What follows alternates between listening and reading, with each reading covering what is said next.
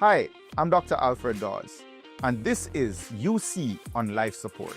While these scandals are manifesting on a national scale, the University Hospital of the West Indies has its own Manchester boy who presides over a hostile culture with no recourse for complaints as written by the residents of the hospital themselves. UHWI consultants have not been speaking in vague terms. They have put their fears and frustrations in writing. They describe a hostile working environment where there is no recourse for grievances and an atmosphere of intimidation and lack of support by the hospital management team. They warn that in a healthy work environment, no one should even feel that a single person can result in their separation from their job simply because of a difference of opinion, and noting that nothing related to job competence matters. Outside of joint letters to senior management, the story goes deeper. In recent years, one of the most powerful documents to come out of the UHWI is a letter written by one head of department in 2021 addressed to the head of the Department of Surgery, Radiology, Anesthesia, and Intensive Care. In that letter, this is what he wrote. Dear Professor, I wish to crave your attention this morning to address a very important matter that has affected our collective function, which we need to take collective decision on the way forward. I have just come off the phone with a sister who is most distraught and frustrated following the event with a doctor in question the night before. There must be an end to the constant meddling and interference in the administrative management of the intensive care unit by this doctor. Otherwise, the collective morale of the staff will be completely eroded if that has not taken place already. It is a self-serving conflict of interest if this person continues to bully his way into the process of admissions and discharges regarding his patients without regard to the collective well-being of the staff and other patients. In this case, his private patient.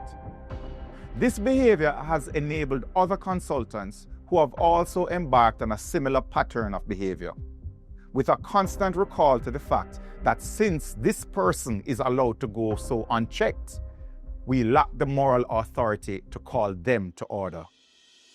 Whether it is in the matter of staffing, admissions, discharges, equipment, to name but a few, we are being hedged at every corner.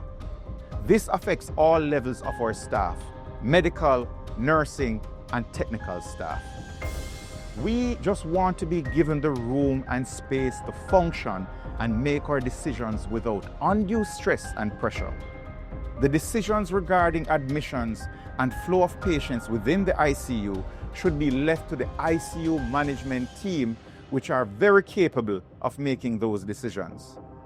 As head of department, I am at a loss for recourse in addressing this matter, as previous conflicts regarding decision-making in anesthesia and ICU have failed to be resolved, even when escalated to the joint head.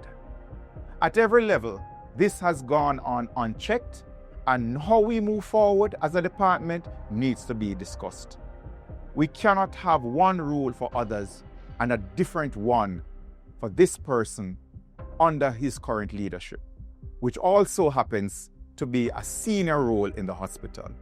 This is a conflict of interest with the potential for abuse. The nursing staff are at a point of revolt as they feel completely marginalized and confused. These are some of the reasons why we continue to lose staff at an alarming rate. The feeling of powerlessness and complete disregard to your person or position. I am not prepared to continue as head under these conditions, and it may do well for both the university and the hospital to find someone who will do the bidding of this person without questioning the fairness and regard to the impact it has on the rest of the staff. I am uncertain how we got here as a department and how we get out of this quagmire. We need an honest and open conversation about this problem and how we address it. Failure to do so will only lead to a department without leadership, direction, and a future. And he ends with a cry, "May God help us all." This is not coming from a junior doctor with hurt feelings. These are the words of a head of department saying he's no longer prepared to lead under the constant meddling and interference of this person. Warning of conflict of interest, abuse of power, and nurses, quote, at a point of revolt because they feel powerless and disregarded.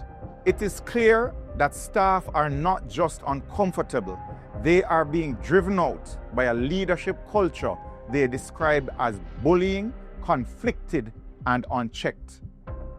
When that is how your own doctors and department heads describe the people running your teaching hospital, something is fundamentally broken. And that is why this episode is not just about politics in Kingston. It is about a leadership culture inside the UHWI that frontline staff are begging the country to confront. Let us look at how the Manchester boys are able to pull this off. They concentrate power in a small circle. Procurement is used as a tool not just to buy goods, but to distribute opportunity and patronage. Complaints are managed, not resolved, through silence, transfers, or intimidation. Public messaging tightly controlled, even as audits and internal letters tell a different story. PR strategies, big flashy headlines to distract from any potential issues are weaponized. This cannot continue. A system like this does not only fail on ethics, it fails on performance. When frontline staff believe that speaking up can cost them their jobs, they stay quiet about errors, shortages, and unsafe practices. When senior clinicians see abusive behavior go unpunished and even rewarded, they stop trusting the institution.